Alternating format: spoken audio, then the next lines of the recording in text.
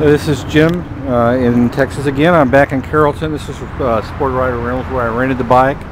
I'm not turning it in quite yet. I've had it about 3 hours. Probably put a little over 100 miles, maybe 120 miles on it.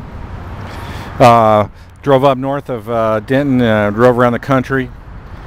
I got 2 dead ends where I had to do tight U-turns on gravelly, country, crappy roads, and if you do like the MSF teaches you, you'll be fine, even with this big hippo thing of a bike at low speeds. But you look where you're going and have confidence, and the bike will take you there. At one time, I almost heard the bike say, "Relax, Jim, I can do this," and I relaxed, and it did the U-turn just fine. I was a little tense about it at first. The only thing I really have to add that I've learned about the bike now is that on my Ninja, when my knees get stiff, I stick them straight out ahead. Well, you can't do that because of these tip-over wings, but you can get highway pegs that actually replace this and swing out, and you'd probably want those because you know, my knees got stiff and I have to kind of stick them out 90 degrees to the long axis of the bike, and that was uncomfortable. So no, you got to get the real highway pegs in those built into the tip-over wings, rather than the imaginary kind like I'm used to using on my Ninja. Seat's still pretty comfortable. I'm sure that after riding this a while, that on a really long ride, like, you know, a 500 to 1,000 mile day, highway, a little bit more, some bar risers of an inch or so would be nice. Possibly a slightly softer seat, but this bike is extremely comfortable, and I'm only talking about what happens if you take it to extremes. So what I'm going to do now, since the guy said they were going to go to the bike show too, and we're going to meet me back here at 6, and it's just a little past 3. I'm going to ride to the bike show. There's free parking there. I'm not probably going to go in, but I can look at the other bikes, and maybe there's supposed to be no demos today, but if they're signing up, I definitely want to do that. So this will put me in rush hour traffic in Dallas, so we'll see how this goes. And this is Jim, and I'm evaluating the Honda ST-1300. Now, time for me to say goodbye to the ST. I'm gonna drive on back to the rental shop and trade it back in for my old Ford truck. It's a nice bike, this Honda. If I would definitely, you know, what's tempting would be to get like a Honda ST-1300 for the winter, because it would keep you warm. It would keep you warm in the winter real well.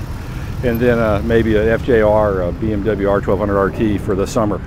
Because this puppy, other than the heat and the little bit kind of a wide bike, it's a nice bike. And even driving in 20 miles of stop and go traffic like I just did, reasonably comfortable. You build up your grip strength with that clutch, but be fine. You need it cries out for a cruise control or at least a throttle lock of some kind. Really miss my cramp buster driving a stop and go, but this is a really good bike, and it's certainly worth the 200 bucks I spent to rent it. Alrighty, time to take it back. Hopefully I'll get it back in one piece. This is Jim, and I live in Texas.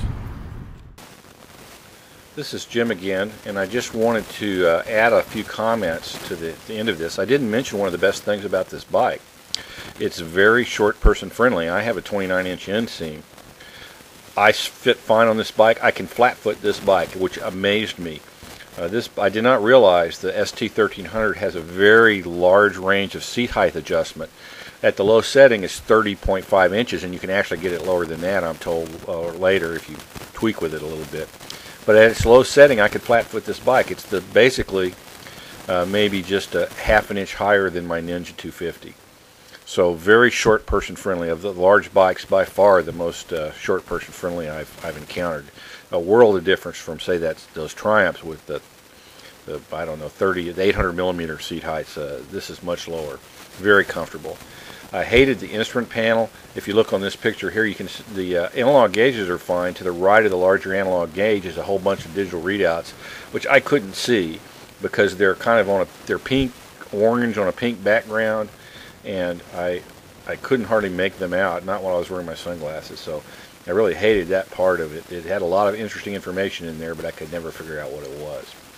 This bike is pretty expensive as these things go. This is the last year for it, I think. I don't think I'm going to get one of these, but I haven't totally ruled it out because it does have a lot going for it. The low seat height, the Jetson sound, the terrific wind protection, and the smoothness and sophistication of it make it a really, really good bike. So that's the Honda ST-1300. Thank you, Sport Rider Rentals of Dallas, for renting this bike for me. Well worth the money. This is Jim in Texas, and I tell you what, if you'll stay tuned, I'm going to tackle on a preview of coming attractions. Thank you very much. Good morning, folks. This is Jim, and I live in Texas, and I'm at the Dallas Convention Center on Saturday, November 14th, where we're having the International Motorcycle Show, but I'm test driving these locomotives because I've always wanted to. No, I wish they wouldn't. The locomotives were all booked up, so instead, Mr. Kawasaki is going to let me ride his Concourse and his 650R. And Mr. Yamaha is going to let me ride his FJR and his FZ6R. Thank you, Steel Horse Club.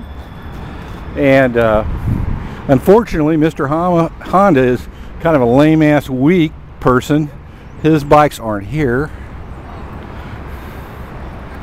So I'm really looking forward to riding 4 bikes that have been real interesting to me. So let's see what happens. I'll report back after the rides.